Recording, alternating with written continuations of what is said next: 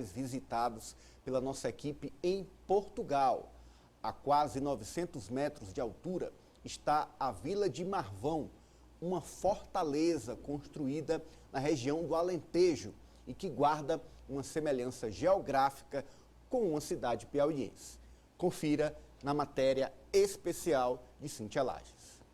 Chegou o dia do nosso último destino a Portugal e Marvão não decepciona.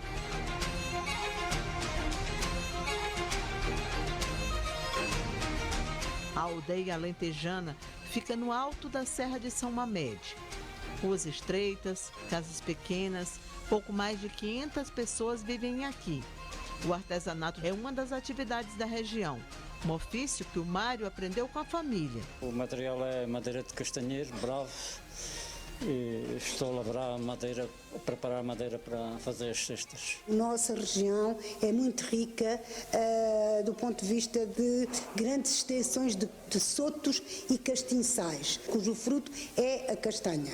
A castanha boa, comestível, e a castanha brava. Com a castanha comestível, outrora, antes da batata, era a castanha que fazia os purés para uma sopa. Temos, por exemplo, o pastel de castanha, que é uma referência de Marvão do ponto de vista da doçaria, e temos também os famosos quadros bordados com a casca da castanha. A igreja de Santa Maria, construída no século XIII, abriga um museu municipal, onde estão expostos um acervo de peças que ajudam a compreender as tradições e a cultura da aldeia. Em meio a peças arqueológicas e imagens de arte sacra, o exemplo curioso da bolinha de sabão, que era usada como anticoncepcional. Marvão, dado o seu património riquíssimo, não só arqueológico, arquitetónico e paisagístico, tem um valor inestimável no que diz respeito a património etnográfico, as tradições, os usos e os costumes da nossa gente, da nossa terra. Fundamentalmente do século XIX, aqui costumamos dizer: com um vestido preto eu não me comprometo, e daí que este registro, esta figura, foca precisamente no traje de noiva. Não temos registro científico que nos permita apontar o porquê da noiva vestido preto.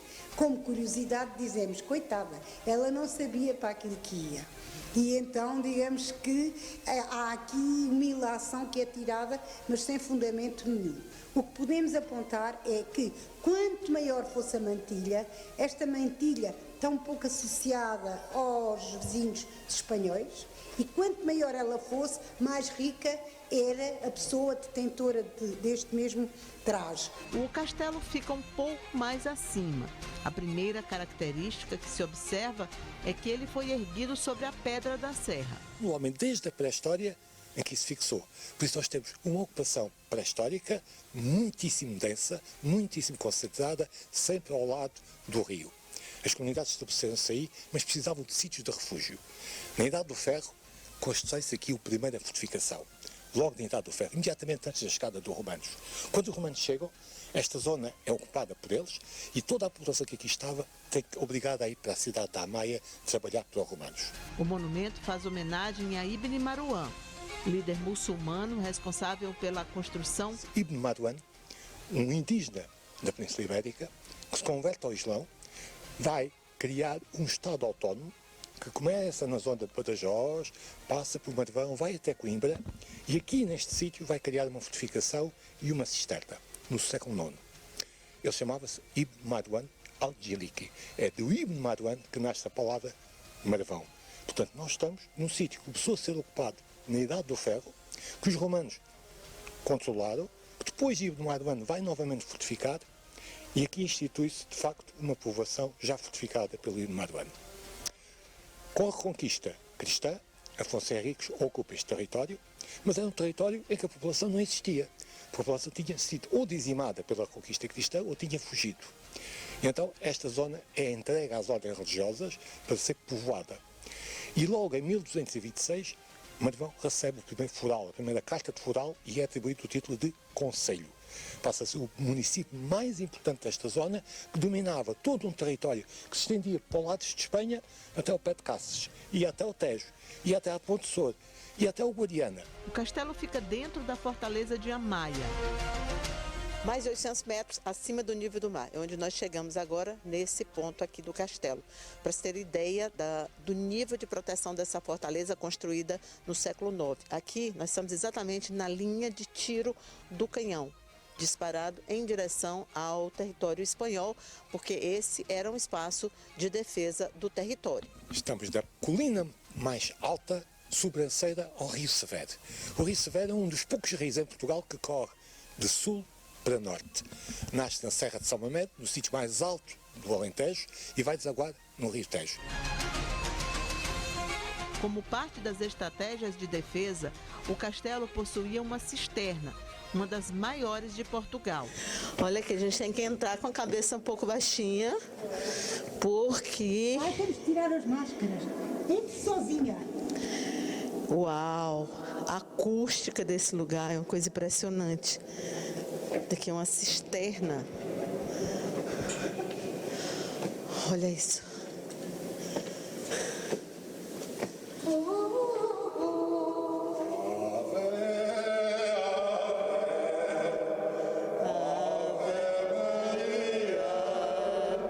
Com 10 metros de altura, era capaz de acumular água por 6 meses, sem que os moradores precisassem deixar a fortaleza. A água é fundamental à sobrevivência, como é óbvio. Nós estamos a muitos metros de altitude, ondas das não existem e é necessário captar as águas da chuva para conseguir manter esta fortificação em defesa.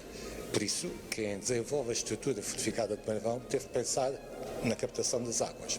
Esta cisterna, que é atribuível aos finais do século XVII, 1640, 1650, por aí, esses 6 meses possibilitava, claro, que as pessoas daqui pudessem sobreviver e chegar a outro inverno em que viesse novamente água. Ou seja, praticamente era uma cisterna eterna, porque de 6 em 6 meses, obviamente, que chove, e a vez de chuva havia novamente recolocação da água para se poder sobreviver. O que nos trouxe até essa aldeia do Alentejo foi o registro do primeiro nome dado à cidade de Castelo do Piauí. Documentos da criação do lugar apontam que a localidade chamava-se Marvão até 1958. O bispo do Maranhão, o Frei Manuel da Cruz, em 1742, é o homem que vai, de alguma forma, constituir, em termos administrativos religiosos, toda aquela zona do Piauí. E vai atribuir ao padre José Lopes Pereira, que era desta zona daqui, desta zona do Alto Alentejo, a responsabilidade pela organização religiosa da zona do Piauí. Portanto, o Castelo de Marvão, do Brasil, provavelmente tem a ver com estes dois senhores. Um estudou em Coimbra, o bispo estudou em Coimbra, mas era desta zona, e o padre é daqui desta zona. Portanto, desta zona do Alentejo, que vai batizar, já do século XVIII, bem entendido, em meados do século XVIII, quando o reinado de Dom José, sobretudo o reinado de Dom José de Portugal, bem entendido, vão colonizar, passa a expressão, vão ocupar, vão levar a fé de Cristo, se isso possa entender, para aquela zona e vão criar toda essa zona com gentes também daqui que vão juntar-se com as pessoas que lá já viviam. A motivação para a escolha do nome para a cidade piauiense pode ter sido a semelhança entre a pedra do castelo e a fortaleza de Marvão. Conseguirá perceber que a configuração estrutural desta fortificação de Marvão aqui em Portugal tem o mesmo desenho, a mesma planificação daquelas formações rochosas naturais, bem entendido, da zona do Piauí. Por isso, quando no século XVIII se dá aquela ocupação daquela zona, com gente daqui foram batizar aquela zona de Marvão pelas semelhanças físicas que existem aqui com as de lá. Foi gente daqui que foi ocupar aquele território. Mas também é muito interessante verificar que a tradição de ocupação do espaço manteve-se também idêntica. No Castelo do Piauí, Castelo de Marvão do Piauí, tem grutas com pinturas rupestres de estilo esquemático e nós aqui, por baixo de onde estamos, nestas concavidades que sustentam esta fortificação, temos também abrigos com pinturas rupestres do estilo esquemático, muito idênticas à que existem lá. Até tem uma particularidade muito interessante. Nós temos aqui uma representação de uma mulher a dar à luz, uma parturiente. É a única pintura de uma parturiente em Portugal. Quando eu estudei esta parturiente, fui procurar paralelos. E onde é que eu fui encontrar um paralelo? Exatamente no Piauí. Ou seja, há todo um conjunto de elementos históricos e características artísticas que fazem a fusão de gentes daqui com as gentes de lá. Por isso é que há naturalmente uma germinação entre os dois povos. Desde 2004, pesquisadores piauienses e portugueses estudam as semelhanças que existem entre os dois lugares. E ainda a proposta de geminação entre os municípios para estimular o turismo.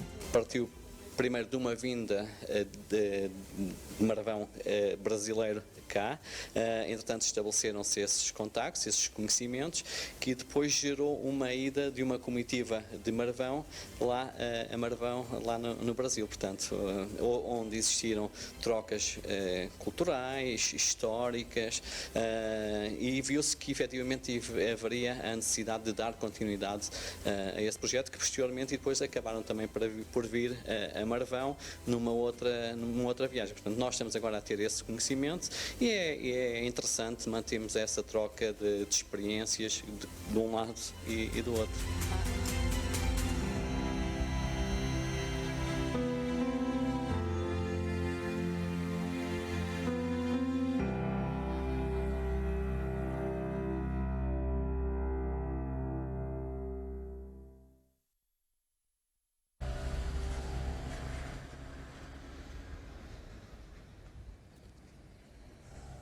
Cíntia Lages está conversando com a nossa audiência, sobretudo a do rádio, né, que não está vendo a Cíntia agora, e ela escreve o seguinte: nessa matéria eu até cantei, né? Mas na próxima não. Avisa a Cíntia. Próxima não. Não mesmo. O Ananias que chama. Próxima não. Não mesmo. Do Marvão, nós vamos mostrar a cidade cujo primeiro nome foi inspirado pela vila portuguesa. Marvão do Piauí foi uma das primeiras vilas criadas pela coroa portuguesa. Embora tenha mudado seu nome para Castelo, ainda há muitas referências ao original. Confira na matéria.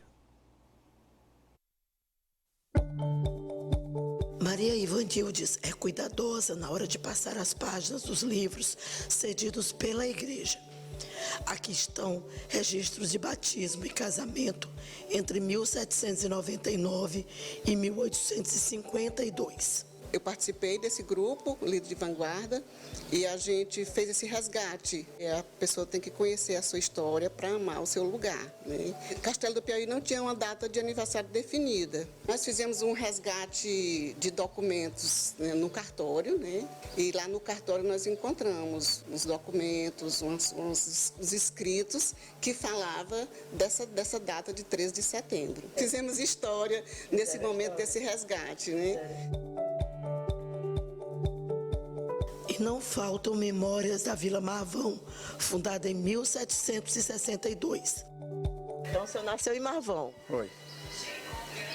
E quando mudou o nome, o que o senhor achou? É Marvão e depois Castelo, né? Né?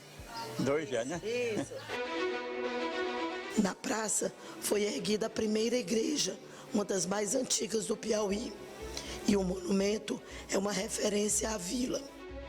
Este prédio abrigou a primeira prefeitura da cidade. Marvão mudou de nome há 74 anos, mas ainda menção a primeira nomenclatura. Por que Vila de Marvão? Para eles, a Pedra do Castelo lembrou o Castelo de Marvão, lá em Portugal, e eles a batizaram esse lugar como Pirâmide de Marvão. Escolheram a vila como Vila de Marvão. No dia 13 de setembro do ano de 1762, o próprio governador veio com sua comitiva e fez a instalação solene.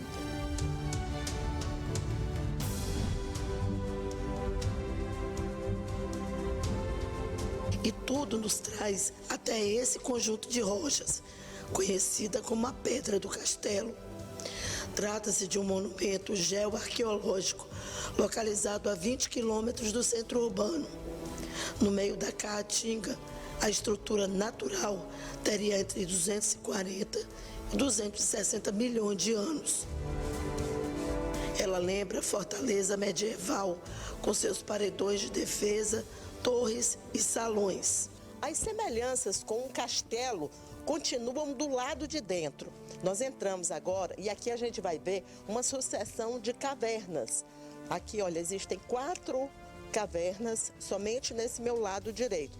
E esse aqui seria, funcionaria como a entrada principal desse castelo. E foi exatamente essa formação rochosa e a configuração geográfica dela que acabou originando a Vila de Marvão, que ganhou esse nome pela semelhança com a Vila de Marvão em Portugal. O castelo é cercado por misticismo, já tendo sido usado como cemitério e santuário. Tudo em torno da Pedra do Castelo é muito místico. Desde que esse cruzeiro foi encontrado aqui, as pessoas passaram a vir para esse local para fazer as suas orações e deixar os votos, onde elas pedem graças para o cruzeiro. Mas além desta cruz, muitas outras foram fincadas aqui em toda a área central do castelo. Em uma visita à Pedra do Castelo, alguém encontrou uma imagem de Nossa Senhora do Desterro, que hoje é a santa padroeira da cidade. Essa imagem era uma imagem esculpida da própria rocha, uma imagem pequena de arenito, e quando encontraram ela lá, trouxeram para então fazenda de gado, chegando aqui construir uma capela e colocaram essa imagem para ser a santa de devoção do lugar. Só que misteriosamente a santa se encantava, desaparecia, sumia e reaparecia no mesmo local onde ela foi encontrada, que foi em um dos compartimentos da Pedra do Castelo, chamado Quarto Escuro. Isso de trazerem ela para a capela e ela desaparecer, retornar para lá, aconteceu repetidas vezes, até que um dia essa imagem foi trazida para cá, acorrentaram ela e trancaram ela dentro de um baú. No outro dia, qual não foi a surpresa, ela não estava dentro desse baú, voltaram até a Pedra do Castelo, também não a encontraram. Um projeto de geminação busca unir as cidades homônimas de Portugal e do Piauí. As fotos registram as comitivas piauienses que visitaram a Vila Marvão, em Portugal, e os portugueses que vieram até Castelo do Piauí. Foi uma descoberta lá pelos nossos irmãos lá de Marvão, Portugal, fazendo umas pesquisas e descobriu. Daí se interessou e expediu ofício à cidade de Castelo do Piauí, que existia anteriormente com o nome de Marvão. Foi feito contato, daí houve um interesse, entre a gente também e começamos a fazer a parceria. Inicialmente eles vieram, nós recebemos aqui, trocamos muitas informações e daí já foi firmado o compromisso de irmos lá para homologar a geminação. Fomos para lá, passamos 9 dias, conhecemos bastante, fomos recebidos, inclusive muito bem recebidos, até como autoridades de Estado, onde nós podemos formalizar tudo o que era necessário. Até hoje mesmo, como o nosso município hoje chama-se Castelo do Piauí, em Marvão, existem inúmeros castelos, inúmeros castelos. E a área geográfica, por exemplo, lá ficam entre os rios, o rio Tejo, entre 2 rios, como também Castelo do Piauí, fica o Puti e o rio Cais. Então, uma área geograficamente muito parecida.